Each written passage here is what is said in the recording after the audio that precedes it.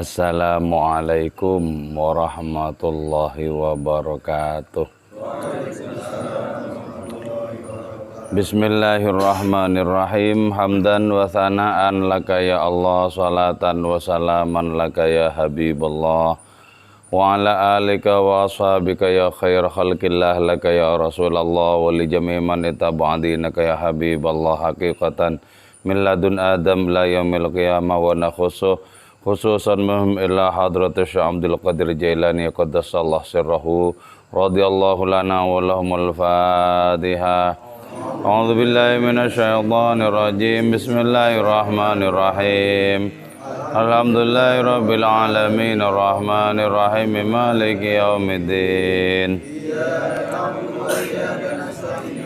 Shiratal mustaqim shiratal ladzina an'amta 'alaihim ghairil maghdubi 'alaihim waladdallin amin.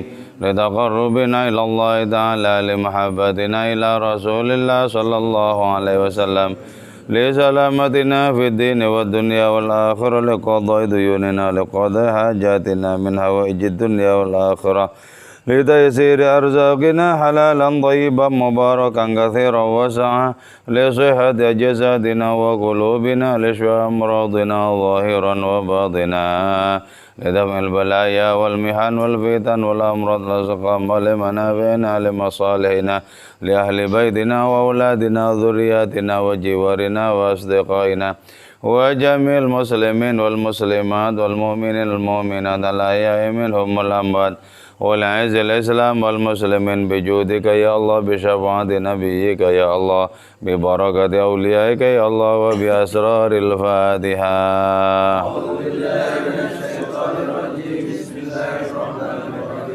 الحمد لله رب العالمين الرحمن الرحيم مالك يوم الدين.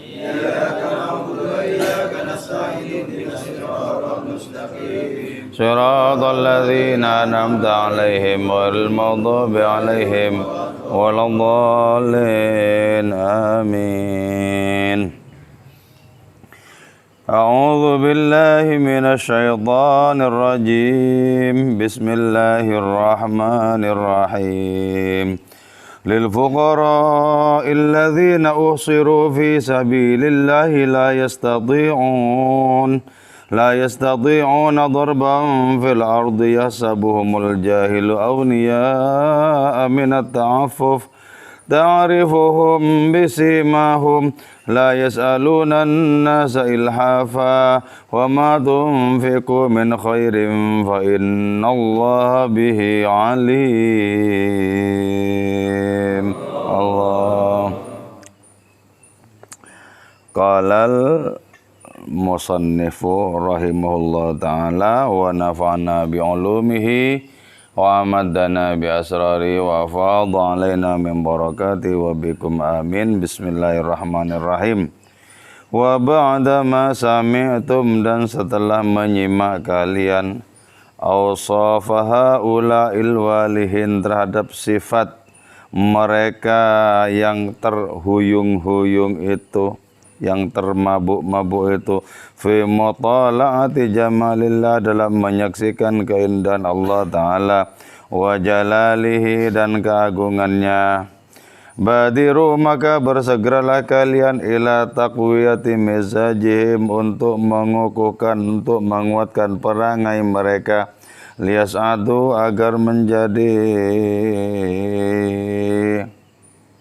berbahagia itu mereka, bisa'adatil uzma, dengan kebahagiaan yang agung, allati la martabata, yang tidak ada martabat, a'la, yang lebih tinggi, minhu, dari itu sa'adatil uzma. Wa'alamu, dan ketahuilah kalian, annama, sesungguhnya suatu tunfiqu, yang menginfakkan kalian, min khairin, dari kebaikan, khususan terutama lihaula, bagi para fakir itu, fa innallaha, maka sesungguhnya Allah Subhanahu wa taala, bihi, dengan itu infak, Bidzati dengan zat Allah Ta'ala alimun ialah maha mengetahui yujazi membalas Allah kum kepada kalian bimuqtadha ilmi sesuai dengan ketentuan ilmu Allah Subhanahu wa Ta'ala. Rabbana wahai Tuhan kami ij'al jadikanlah Engkau kepada kami min khaddamihim ila termasuk khaddam itu para fakir wa turabi aqdamihim dan debu-debu di kaki mereka. Oke ya. Para fakir yang disebutkan di dalam tafsir Al-Jailani ini itu adalah mereka yang tidak sanggup bekerja karena perhatian mereka yang begitu serius terhadap adanya keindahan dan keagungan Allah Ta'ala. Dari saking terpukaunya mereka kepada Allah Ta'ala, mereka sampai tidak memiliki hasrat untuk bekerja, untuk mencari ma'isyah. Nah, mereka ini adalah orang-orang fakir. Tapi mereka ini bukan peminta-minta. Bukan peminta-minta. Jadi mereka membiarkan diri mereka itu mendapatkan pelayanan langsung dari Allah Subhanahu wa Ta'ala. Tentu saja Allah mengirim kepada mereka rezeki lewat tangan-tangan orang terkasih hadiratnya itu. Nah, kepada mereka inilah infak yang terbaik itu disalurkan kepada mereka ini. Jadi kepada orang-orangnya Allah Ta'ala yang secara fisik kelihatan lemah, tapi sesungguhnya batin mereka itu betul-betul bugar karena fokus yang begitu kuat kepada hadiratnya itu. Jadi mereka ini oleh orang-orang yang bodoh itu disangka orang kaya. Yahsabuhumul jahilu aghniya minat ta'affuf. Mereka dikira orang kaya. Kenapa? Minat ta'affuf. Karena mereka menjaga harga diri untuk tidak meminta-minta, untuk tidak mengemis. Dikira orang kaya. Sementara wajah mereka adalah wajah yang tenang. Tenang. Kan biasanya ya, kalau orang umum, orang kebanyakan nggak punya uang itu nggak ada ketenangan di gurat-gurat wajahnya. Gelisah, sedih, semacamnya bercampur aduk itu. Khawatir, was-was, semacamnya itu. Nah, ini orang ya, kok tenang, kelihatan wajahnya itu berbinar-binar malah. Padahal orang ini tidak punya apa-apa. Nah, walaupun mereka ini tidak punya apa-apa, tapi melebihi tenangnya orang yang punya apa-apa. Kenapa? Karena mereka punya Allah. Nah, siapa orang merasa punya Allah, maka itulah orang paling tenang di dunia ini. Jadi ya, sudahkah kita merasakan punya Allah? Itulah. Aku punya Allah. Sehingga kita tidak pernah bersedih. Ada apa-apa, aku punya Allah. Ada berbagai macam problem, aku punya Allah. Nah, orang yang merasa memiliki Allah itulah orang yang paling tangguh kehidupannya. Sementara orang yang jauh dari Allah Subhanahu wa Ta'ala itu adalah orang yang gampang stres, gampang berubah oleh berbagai macam persoalan. Jadi betapa punya Allah itu menjadikan seseorang itu tidak akan pernah goyah oleh persoalan-persoalan eksternal. Tidak akan pernah goyah oleh persoalan-persoalan eksternal. Betapa banyak persoalan-persoalan eksternal itu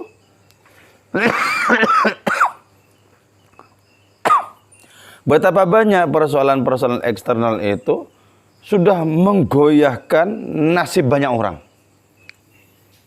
Sampai kelihatan sekali kalau orang itu kelimpungan gitu. Itu karena persoalan-persoalan di luar dirinya itu.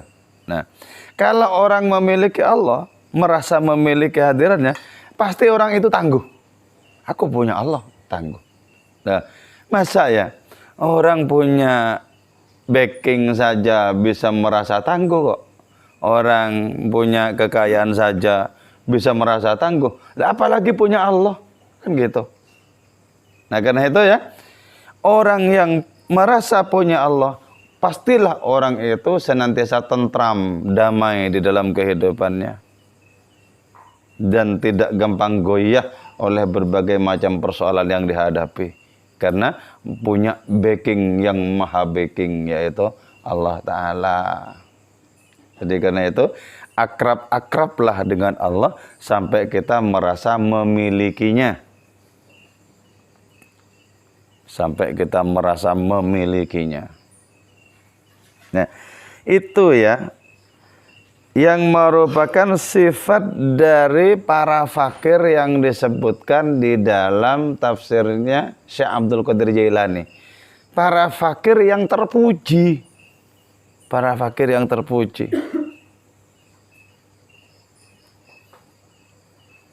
Bukan model jenis para fakir yang kaleng-kaleng. Para fakir yang kelewar-kelewer. Enggak. Jadi gagah. Rohaninya itu gagah. Gagah. Nah, kenapa? Karena bersandarnya kepada Allah tidak bisa diganggu gugat. Bersandarnya kepada Allah. Dan memang hanya Allah satu-satunya yang layak untuk kita jadikan sebagai tempat bersandar.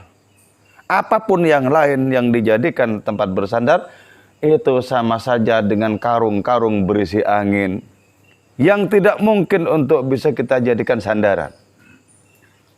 Nah, bisa. Jadi akrab-akrablah dengan Allah Ta'ala sampai kita merasa memilikinya. Kalau kita sampai merasa memilikinya, maka kita akan dijauhkan dari keruwetan hidup ini. Dijauhkan dari stres-stres hidup ini. Dijauhkan, tentram. Bahkan orang itu lebih tentram dibandingkan seonggok batu yang senantiasa diam. Lebih tentram. Nah, setelah engkau mengetahui sifat-sifat para fakir itu, yang karena saking tertegunnya mereka kepada Allah Ta'ala, mereka itu tidak memiliki gairah untuk bekerja. Ketika kau sudah menyaksikan para fakir yang termabuk-mabuk kepada keindahan dan keagungan Allah Ta'ala, maka bersegeralah engkau untuk berinvestasi terhadap mereka. Apa itu infak? Berinvestasi. Artinya apa? Kita menitipkan sebagian rezeki kita kepada orang itu agar dikatutkan di dalam adanya rasa mabuk kepada hadiratnya. Nah, bukankah kalau apa yang kita miliki kita katutkan ya, kepada orang yang murni hidupnya untuk Allah Ta'ala, maka dengan demikian bukankah rezeki kita akan menjadi berkah? Berkah. Kenapa? Karena sudah dijadikan bagian dari adanya kemabukan seseorang terhadap hadiratnya itu. Kata Maulana Rumi itu ya, ketika seorang nyonya itu merebus buncis ya, di atas kompor, di atas panci, buncis itu kemudian bilang, terus tekan aku nyonya, tekan aku ke dasar panci. Sebentar lagi aku akan matang dan setelah itu aku akan menjadi energi dari orang-orang bertakwa. Jadi ya, kan dari buncis cuman yang tidak memiliki martabat apapun. Tapi ketika disantap oleh orang bertakwa menjadi energi. Dan energi itu ditumpahkan di dalam wujud apa? Dalam wujud ketertarikan luar biasa terhadap adanya keindahan dan keagungan Allah Ta'ala. Maka naik martabatnya buncis itu. kan gitu. Naik martabatnya buncis. Jadi bersyukur kemudian buncis itu. Bersyukur dari hanya buncis yang tidak memiliki martabat rohani apapun, kemudian menjadi bagian dari martabatnya orang yang berderajat tinggi di hadapan hadiratnya. Itu artinya apa? Kita mencoba untuk menjoinkan adanya sebagian karunia kita kepada orang yang dimabuk cinta kepada hadiratnya itu. Jadi ya. Setelah engkau tahu bahwa sifat mereka orang-orang fakir itu seperti itu tadi, maka bersegeralah engkau untuk berinvestasi kepada mereka itu. Jadi ya, memberi kepada mereka, hakikatnya kita itu adalah diberi. Hakikatnya itu adalah diberi ya. Memberi kepada mereka, hakikatnya itu diberi. Diberi. Memberi kepada mereka, kita mengurangi apa yang kita miliki. Hakikatnya kita sesungguhnya sedang menambah adanya karunia-karunia baru. Hakikatnya kita akan menyongsong karunia yang berlipat-lipat. Dulu pernah saya mengalami dan sebagian saya tulis ya, bahwa memberi sesuatu kepada almarhum Gus Kele itu sesungguhnya hakikatnya kita memberi kepada diri kita berlipat-lipat. Itu yang pernah saya ceritakan ya, malam-malam jam-jam 2 dini hari Gus Kele datang ke rumah kontrakan saya di dekat kampus Surya Global sana. Setelah saya persilahkan masuk, Gus Kele berbisik di telinga saya, "Pak Gus, kula ditumbaske piring 2 gros nggih?" "Nggih, siap." Saya belum tahu banyaknya 2 gros itu berapa, nggak tahu. Saya kira cuma sekitar 2 lusin ya, dengan keuangan sekitar 150.000 kan beres toh. Nah, ternyata besoknya aku ditagih karena itu sudah dini hari. Saya diajak, "Sakniki Pak Gus, teng pundi ya?" "Teng Progo." "Nggih, monggo." Cuman bawa uang 150.000. Ternyata ketika nyampe di sana, Gus Kele itu melihatnya itu piring tidak sedikit. Saya tanya penjaganya, Mbak, 2 gros itu berapa ya?" 24 lusin, "Abu." "Harganya berapa?" 2 juta lebih. Ya Allah, ya Allah. 2 juta. Untungnya saya sama Pak Aryo. Sama Pak Aryo, bawa mobil tarunanya Pak Aryo. "Pak Aryo, bawa uang enggak?" "Bawa, butuh berapa?" 2,5 juta. "Alhamdulillah ada cash ini Cak Gus. Saya ngutang dulu ya." "Iya." Ngutang dulu Pak Aryo untuk membelikan piring-piring untuk Gus Kele itu. Ngutang dulu. Akhirnya piring 2 gros itu dinaikkan ke mobil taruna dan dibawa ke Krapyak. Saya sudah yakin, hakul yakin terhadap kewalian Gus Kele itu. Sebab apa? Beliau meminta, hakikatnya memberi. Dan kita memberi, hakikatnya diberi. Oke. Setelah selesai pembelian piring 2 gros itu, ternyata 1 gros itu 12 lusin. Boh. Sebanyak-banyaknya. Nah, setelah selesai pembelian itu, Gus Kele kemudian bilang, "Pak Gus kali kerwo kula dongake tekan Mekah Madinah nggih." "Oh nggih, amin." Amin. Amin. Nah, beberapa waktu setelah itu ya, bahkan sampai yang terakhir itu, saya alhamdulillah berkat doanya Gus Kele, umroh 3 kali, tidak ada satupun yang bayar. Terus yang kedua kalinya bersama istri. Nah, itulah yang dimaksud invest, ya, invest. Jadi kelihatannya kan rasanya kan berat. 2 kros. Berapa uang itu? Waktu itu kalau saya punya uang 500.000 sudah sangat besar waktu itu. Jadi nyaris nggak pernah pegang segituan itu loh. Apalagi bunyi jutaan itu. Nah, uang Pak Aryo itu saya ganti dengan 2 tahap. Sekitar 3 bulan, 4 bulan baru lunas. Uang dari Pak Aryo. Nah, itu loh yang dimaksud. Jadi ketika kita berjumpa dengan orang yang fokus hidupnya itu tertuju kepada Allah Ta'ala, berikan. Apa yang bisa kita berikan? Kalau sampai dipakai oleh orang itu keberuntungan bagi orang yang memberikan. Kenapa? Dipakainya murni pasti kepada Allah, bukan untuk kelalaian-kelalaian, bukan untuk nafsu dan syahwat.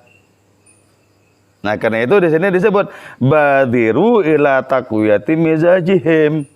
Bersegeralah untuk lebih mengukuhkan perangai mereka, mengukuhkan watak rohani mereka, agar mereka berbahagia beruntung dengan keberuntungan yang teragung.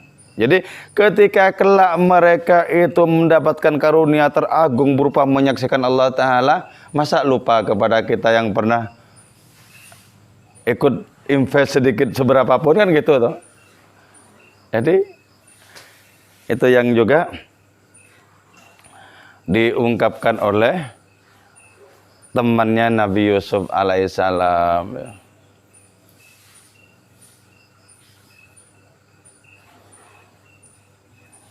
Ketika Nabi Yusuf itu sudah menjadi nabi dan raja di Mesir, datang kemudian teman sebayanya di masa silam. Teman bermain, teman tidur bersama, teman cerita-cerita sebelum tidur. Nah, teman itu ditanya oleh Nabi Yusuf, "Kau lama sekali nggak ketemu aku kangen." "Oh iya juga, aku kangen juga." "Tapi kan kau tamu." "Iya, aku tamu." "Mak tamu masa enggak bawa oleh-oleh?" katanya. Kata Nabi Yusuf itu. Loh, kata si temannya itu ya dengan sangat cerdas juga menjawab. Membawa oleh-oleh ke sini sama dengan membawa garam ke lautan.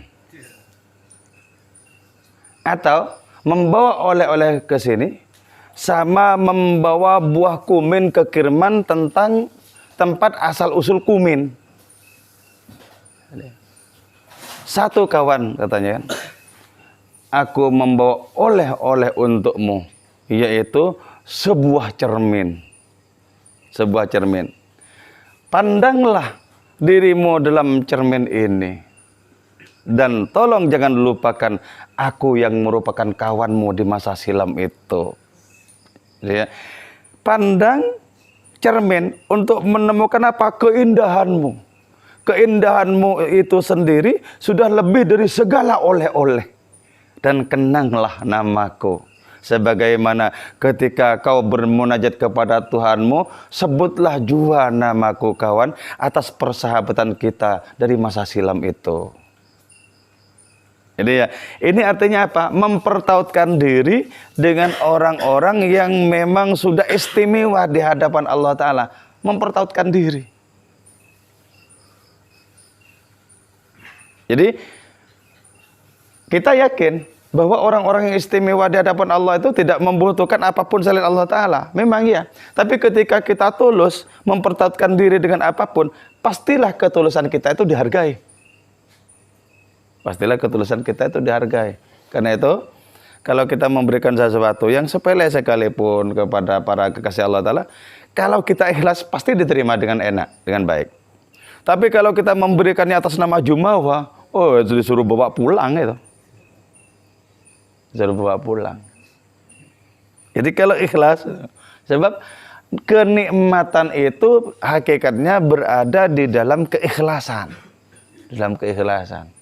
Bukan pada adanya kemewahan dan lain semacamnya. Wa'lamu dan ketahuilah kalian annama tunfiqu min khairin khususan lahaula fa innallaha bihi alim. Jadi ketahuilah bahwa apa yang kita berikan, terutama bagi para fakir yang terpuji, bagi para fakir yang hanya berhasrat kepada Allah Subhanahu wa taala, itu ketahuilah infak kita kepada mereka itu murni disaksikan oleh Allah taala, dan Allah akan membalas infak itu sesuai dengan ketentuan ilmu hadiratnya. Maka karena itu ya, ayat ini ditutup Allahumma ja'alna min khaddamihim. Ya Allah, tolong jadikan kami termasuk khaddamnya para fakir yang seperti itu. Terus wa turabi aqdamihim. Tolong ya Allah, jadikanlah kami debu-debu yang menempel di kaki mereka para fakir yang terhuyung-huyung, termabuk-mabuk kepada Allah taala.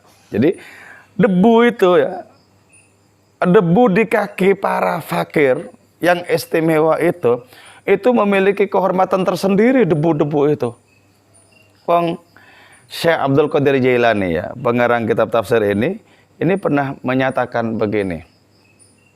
Seluruh kemuliaan yang diberikan oleh Allah Ta'ala kepadaku belum ada apa-apanya dibandingkan dengan sebutir debu yang menempel di kaki Abu Bakar Siddiq ketika menemani Kanjeng Rasul hijrah dari Mekah ke Madinah. Belum ada apa-apanya katanya. Padahal Sultanul Aulia kan itu. Sultan dari para wali. Yang karomahnya itu mutawatir. Karomahnya itu tidak terhitung. Tidak terhitung karomahnya Syekh Abdul Qadir Jailani itu. Di antaranya menghidupkan orang mati misalnya. Kurang apa? Bukankah itu sudah merupakan padanan dari Nabi Isa, menghidupkan orang mati itu? Nah, itu masih bilang belum ada apa-apanya seluruh kemuliaan yang kuterima ini dibandingkan dengan sebutir debu yang menempel di kaki Abu Bakar Siddiq ketika menemani sang Rasul hijrah dari Mekah ke Madinah. Itulah. Debu saja itu tahu artinya berbangga hati ketika menempel di kaki-kaki orang ilahi. Maka tidak boleh tidak dalam hidup ini kita mesti mempertautkan diri, mempersambungkan diri secara rohani dengan orang-orang yang akrab dengan Allah Subhanahu wa taala. Kalau tidak, di mana pegangan kita nanti kan gitu. Pegangan kita. Jadi adanya pertautan itu begitu sangat penting bagi pengukuhan diri kita. Jadi sampai nggak gitu ya, sampai rela untuk menjadi khaddam. Wah, memang khaddam, tapi kalau khaddamnya para nabi, itu lebih ketimbang raja-raja dunia, itu derajatnya lebih tinggi ketimbang raja-raja dunia.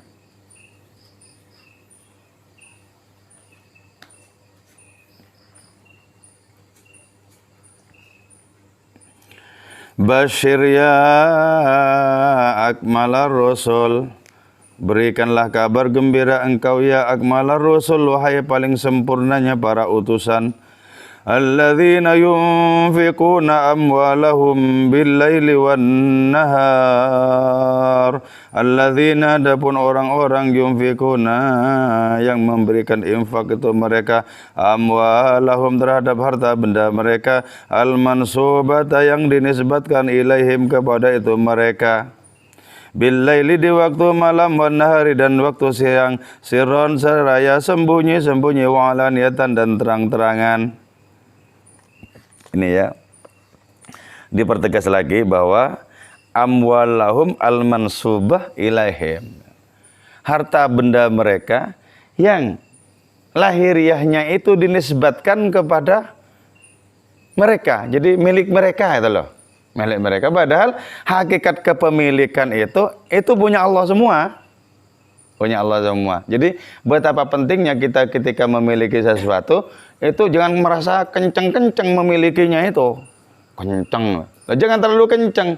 Bilang saja, ini cuma dititipin. Jadi sewaktu-waktu diambil oleh yang punya ya boleh gitu. Jadi kalau terlalu kenceng kemudian dipaksa lepas, stres itu. Jangan terlalu kenceng megang-megang itu. Jangan terlalu kenceng. Kalau terlalu kenceng, hilang stres. Kalau terlalu kenceng, pelit biasanya. Kenceng kok. Mau lepas, jangan. Tambah iya gitu. Jadi ini cuma dinisbatkan saja, hakikat kepemilikan adalah milik Allah Ta'ala. Dan apa yang kita miliki adalah apa yang sudah kita pakai dalam kebaikan. Kalau yang belum dipakai, belum dimiliki itu, belum dimiliki. Kalau sudah kita pakai dalam kebaikan, baru itu milik kita. Saya misalnya di deposito di bank punya 20 juta, 50 juta, itu belum milik saya itu. Belum milik anak cucu belum tentu juga. Belum dipakai juga kok. Kan gitu. Ini yang betul-betul kita miliki, yang sudah kita pakai di dalam kebaikan, itu baru kita miliki. Jadi jangan terlalu dipelokoto oleh kepemilikan yang terlalu seret. Lama-lama stres karena itu ya. Mending punya jiwa yang plong gitu ya. Plong. Punya atau tidak punya, plong. Tapi kan sulit ini. Ya. Ngaji bertahun-tahun di Sewon juga belum tentu. Belum tentu. Punya nggak punya, plong. Kenapa? Aku punya Allah kok. Mantap kalau sudah itu terlaksana. Aku punya Allah. Hebat. Hebat. Tapi ternyata kan yang kita rasakan itu lebih konkret merasa memiliki uang dibandingkan merasa memiliki Allah kan. Ya, lah kalau merasa memiliki Allah itu kayak majazi itu loh ya, cuman kayak seperti ungkapan-ungkapan lah gitu loh. Enggak kenyataan rohani itu enggak. Jadi sekarang misalnya ya, apa yang kalian punya misalnya uang sekian juta, itu betul-betul merasa dimiliki. Tapi kalau milik Allah itu milik apa enggak, milik apa enggak. Jadi kayaknya di pengajian sudah yakin miliknya Allah, kok kemudian lepas lagi. Nah, itu loh. Nah kalau para wali itu kenyataan memiliki Allah memang. Sudah tidak mengandalkan apapun yang lain itu sudah. Sudah. Murni bersandarnya kepada Allah itu murni. Apa yang abstrak menurut kebanyakan orang seperti kepemilikan terhadap Allah Ta'ala itu konkret bagi diri mereka. Jadi kalau saya bilang memiliki Allah, itu di jiwa, di rasa mereka konkret. Konkret. Kalau kita punya uang, itu milik itu. Itu konkret, konkret. Kayak kalau ngaji di main-main malam Kamis itu konkret. Konkret toh? Makanya rajin. Kalau milik Allah, punya Allah, nggak konkret. Nah, jadi orang itu seringkali apa? Seringkali didominasi oleh dimensi jasadiyahnya dibanding didominasi oleh dimensi rohaninya. Itu orang. Padahal ini memang sudah campuran jasmani rohani, tapi yang selalu menang jasmani terus. Rohaninya dibikin merana gitu loh ya. Jadi mestinya apa? Mestinya minimal itu imbang. Syukur-syukur seperti para fuqara yang dijelaskan di dalam kitab tafsir Jailani ini. Oke ya. Moga-moga ini menjadi pengukuhan bagi rohani kita masing-masing. Moga-moga segera bisa merasakan kita punya Allah. Punya Allah. Amin ya mujibas sailin wal afa minkum. Wassalamualaikum warahmatullahi wabarakatuh.